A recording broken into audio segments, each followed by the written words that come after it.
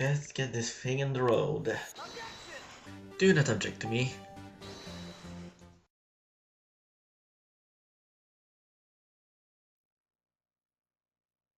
The name is Sanak, and keep in mind, I am not the son of a knight. And today I bring you the Let's Play of Phoenix Wright, Ace Attorney. And I feel good, because for this one, all I gotta do is sit back and relax. That's all we gotta do. Of course, I also got to read some text, but I'm fine by that.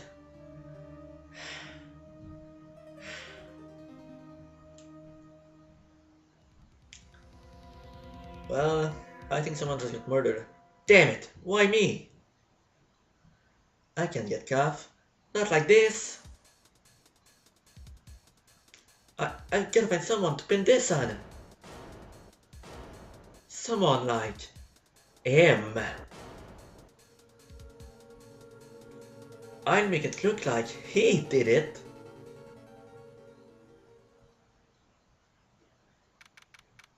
August 3rd, 9:47 a.m. District Court, Defendant Lobby number 2. Boy, am I nervous. Right. Oh, hiya, Chief. Whew, I'm glad I made it on time. Well, I have to say, Phoenix, I'm impressed. Not everyone takes on a murder trial right off the bat like this. It says a lot about you, and your client as well. Thanks. Actually, it's because I owe him a favor. A favor? You mean you knew the defendant before this case? Yes. Actually, I kind of owe him my current job to him. He's one of the reasons I became an attorney. Well, that's news to me. I want to help him out any way I can. I just really want to help him. I owe him that much. It's over. My life, everything, it's all over. Isn't that your client screaming over there? Yeah, that's him. Death, despair. Oh, I'm gonna do it. I'm gonna die. It sounds like he wants to die. Yeah. Nick!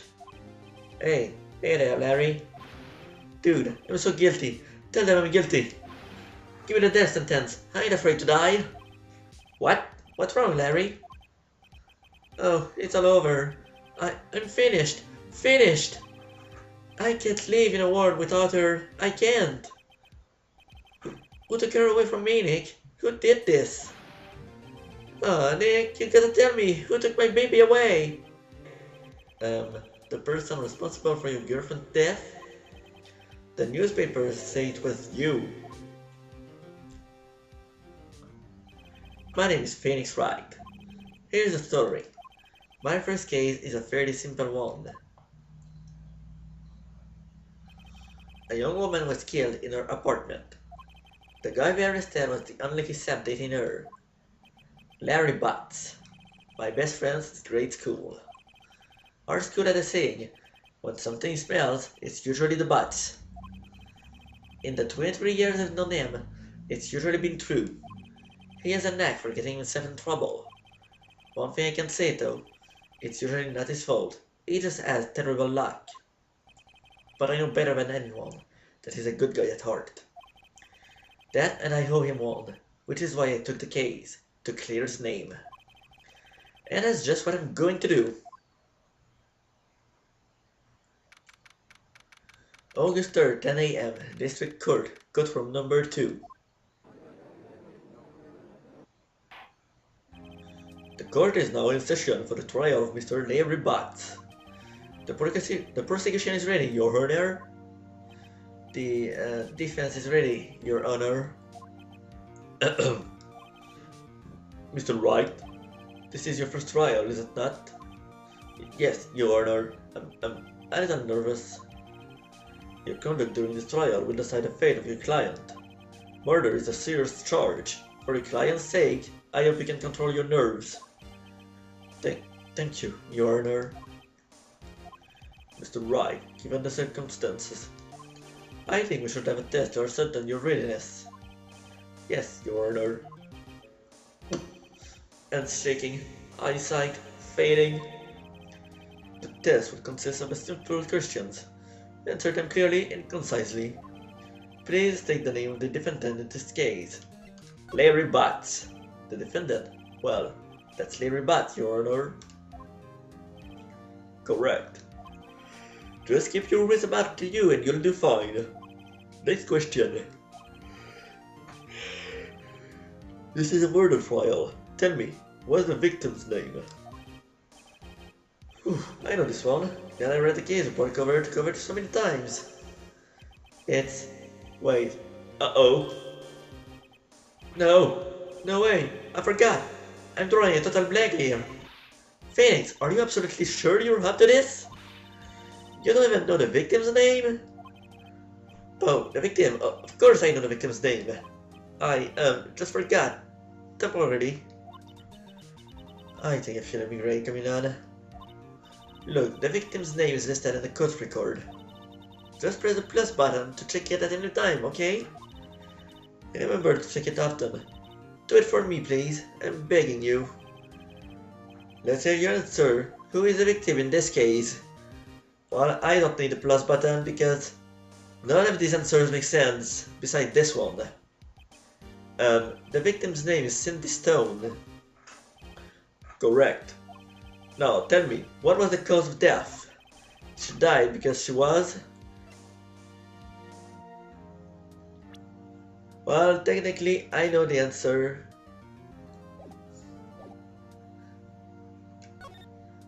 She was struck once by a blunt object.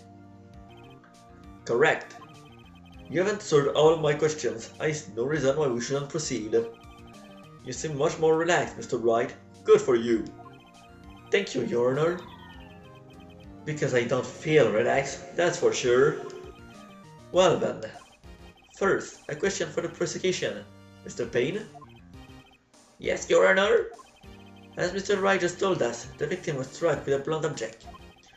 Would you explain to the court what that object was? The murder weapon was the statue of the Tinker. It was found lying on the floor next to the victim. I see. The court accepts this into evidence.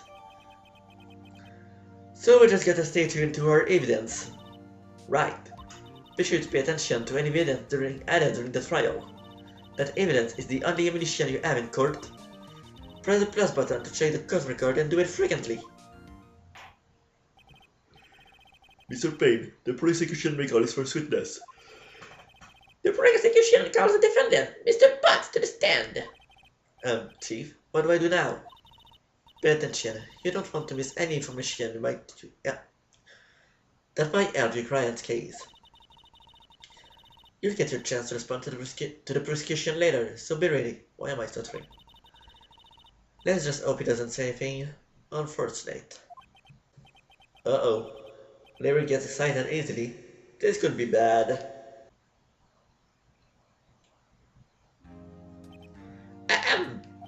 Mr. Butz, is it not true that the victim has recently dumped you? Hey, watch it, buddy!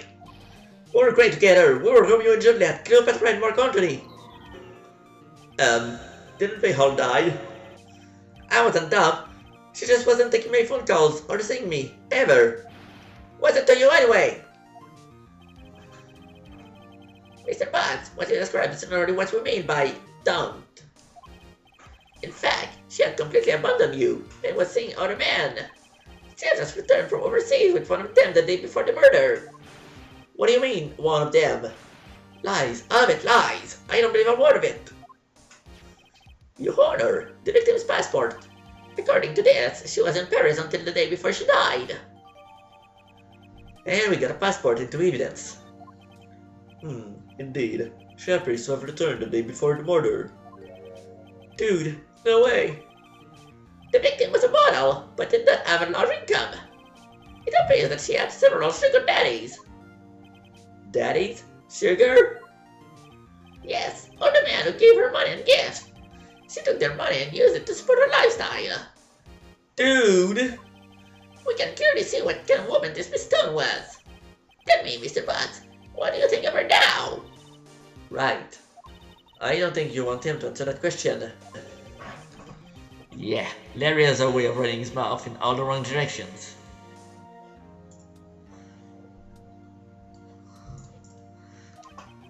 Should I? Well, since Mia told us to stop him, let's stop him. My client had no idea the victim was seeing other men. That question is irrelevant to this case. Oh! Dude, Nick, what do you mean irrelevant? That cheating she-dog! I'm gonna die, I'm just gonna drop dead. Yeah, and when I meet her in the afterlife, I'm going to get to the bottom of this. Let's continue with the trial, shall we? I believe the accused's motive is clear to everyone. Yes, quite. Oh boy, this is so not looking good. Next question. You went to the victim's apartment on the day of the murder, did you not? Well, did you or did you not? Well, maybe I did, maybe I didn't. Uh-oh, he went. What do I do?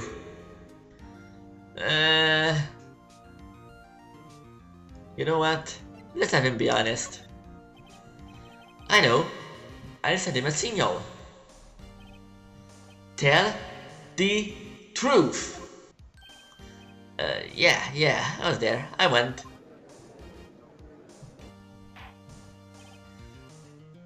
Order! Well, Mr. Butz? Dude, chill.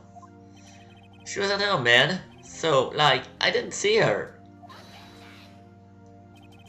Your Honor, the defendant's lying. Lying? The prosecution would like to call a witness who can prove Mr. Butz is lying. Well, that simplifies matters. Who is your witness? The man who found the victim's body, just before making the gruesome discovery. He saw the defendant fleeing the scene of the crime. Order in the court. Mr. Payne, the prosecution may call its witness. Yes, Your Honor. This is bad. On the day of the murder, my witness was selling newspapers at the victim's building. Please bring Mr. Frank Sowit to the stand. I know you did it. I'm gonna make sure they know you did it. Mr. Sowit, you sell newspaper subscriptions, is this correct? Oh, yes, newspapers, yes. Mr. Sowit, you may proceed with your testimony. Please tell the court what you saw on the day of the murder. Alright, here comes our first witness testimony. I was going door to door selling subscriptions when I saw a man fleeing an apartment. I thought he must be in a hurry because he left the door half open behind him. Thinking it strange, I looked inside the apartment. Then I saw her lying there, a woman, not moving, dead. I quailed and frightened and found myself unable to go inside. I thought to call the police immediately. However, the phone in her apartment wasn't working. I went to a nearby park and found a pretty big phone. I remember the time exactly. It was 1 p.m. The man who ran was, without a doubt, the defendant sitting right over there.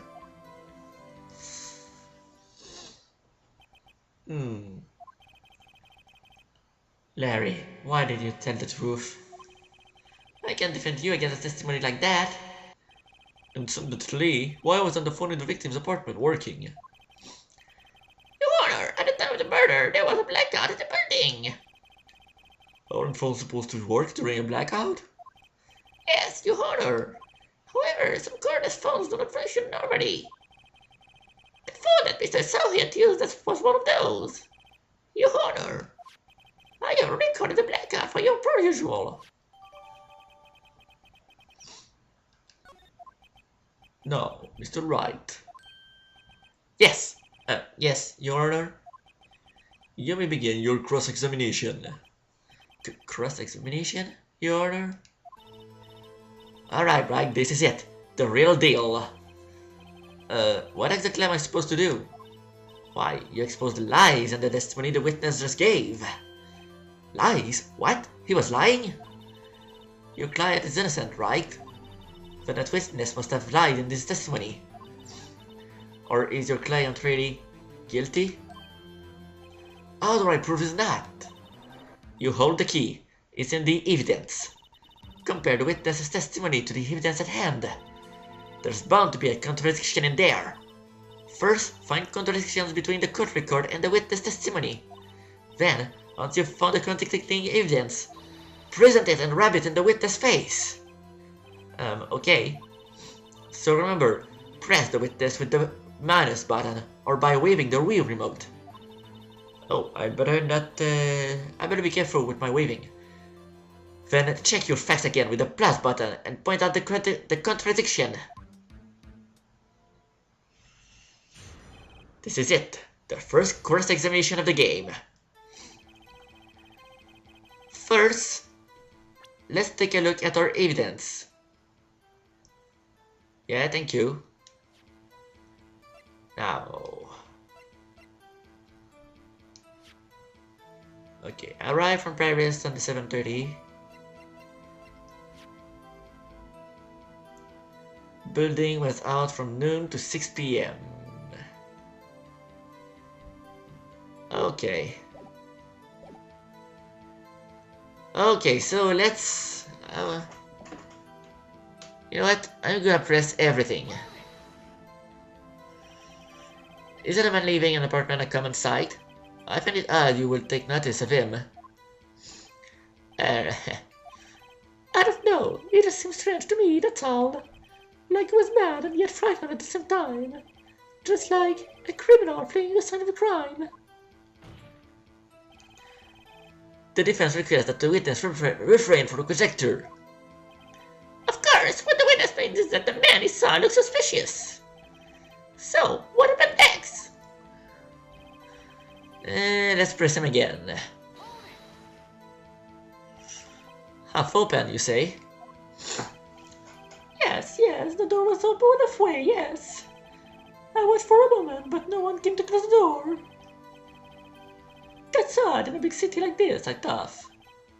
I see. What happened next? Keep on pressing. What gave you the idea to do that? Well, the door was half open, you see. Isn't it only human to want to peek? We climb mountains because we are there. It's the same thing. Horror words have never been spoken. Anyone would look inside. Why did Pain cut him off so quickly? So, you look into the apartment. What happened then? Okay. Are you sure she was dead? Well, no, I guess I wasn't. But she wasn't moving at all, and there was blood everywhere. I guess it would look fatal to anyone. Very well, what happened next? I quelled it right and found myself unable to go inside. So, you didn't touch anything in the apartment? Yes, I mean, no, nothing. Okay, what happened next? I thought to call the police immediately. You thought to call the police? Does that mean you didn't actually call them? Please, listen to the rest of this testimony. You thought to call the police. What happened next? However, the phone in our apartment wasn't working. Hold on. The phone in our apartment wasn't working. Yes, I mean, no, it wasn't, right.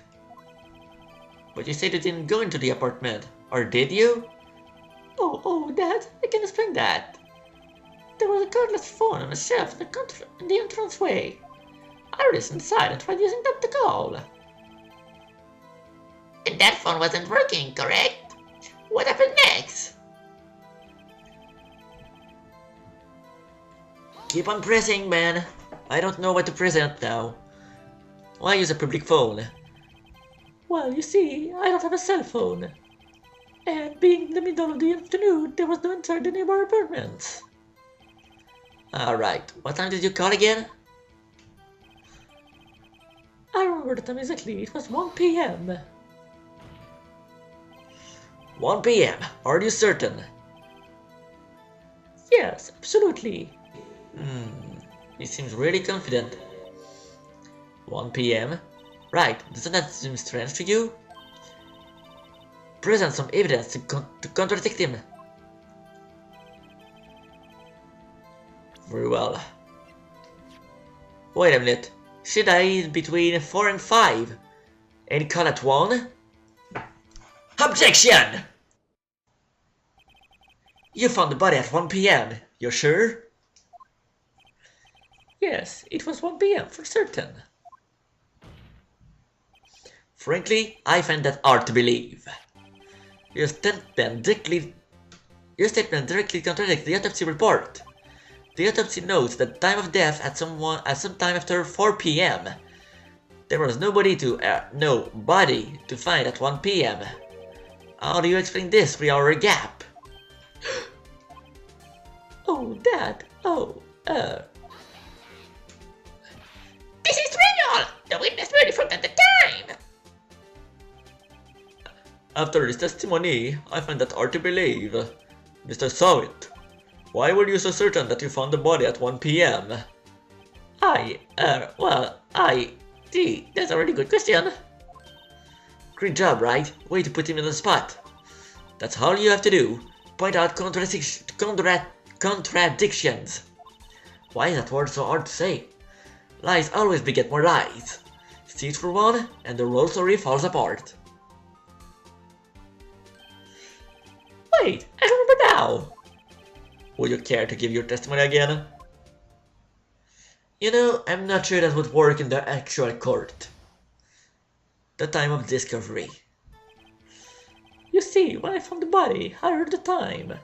There was a voice saying the time. It was probably coming from the television. Oh, but it was 3 hours off, wasn't it? I guess the victim must have been watching a video of a tape program. That's why I thought it was 1 p.m. Terribly sorry about the misunderstanding. Dude, I know right away that's impossible. I see. You heard a voice saying the time on a tape program. Mr. Wright, you may cross-examine the witness.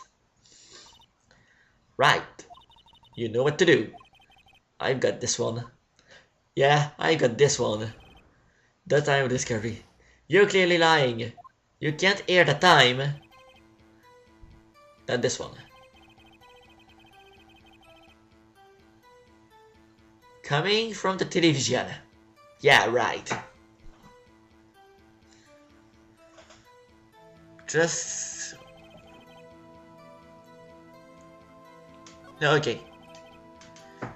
Allow me to present to you a blackout record.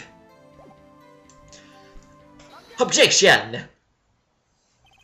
Hold it right there. The prosecution has said there was a blackout at the time of the discovery. And this record proves it. You couldn't have heard of television or a video. Gah! The defense has a point. Do you have an explanation for this, Mr. Sawit? No, I find it quite puzzling myself, quite. Wait, I remember now. Mr. Sawit, the court would prefer to hear the accurate testimony from the very beginning. These constant corrections are harming your credibility. And you seem rather distraught. My apologies, Your Honor. It must have been the shock of finding the body. Very well, Mr. Sawit. Let's hear this testimony once more, please. But we shall hear it next time on the continuation of Let's Play Phoenix Wright Ace Attorney. See you next time, guys.